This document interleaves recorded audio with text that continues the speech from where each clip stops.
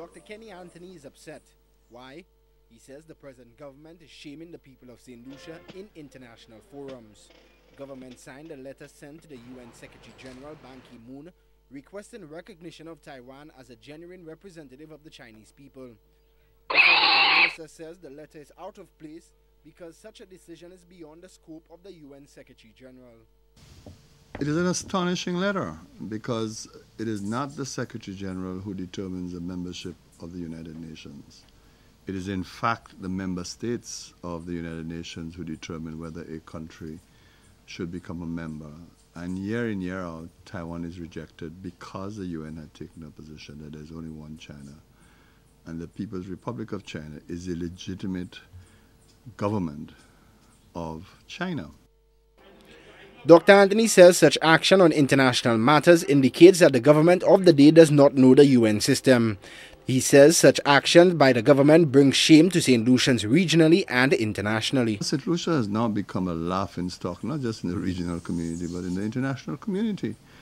Everyone is wondering what is happening in this country, and perhaps it was precisely to save that kind of embarrassment, to ensure some sanity, that former Prime Minister Sir John Compton changed his mind at the last moment about establishing ties with Taiwan. The fact that the UN Secretary General returns the letter is really a slap in the face to this administration, virtually telling them that in effect that they do not know what they're doing.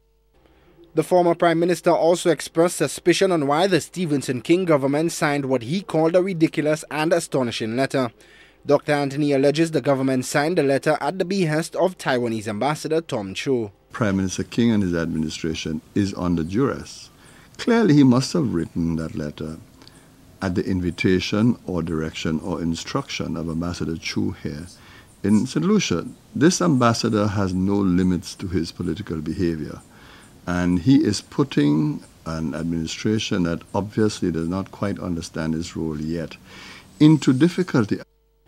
The UN Secretary General Ban Ki-moon rejected the petition to recognize Taiwan.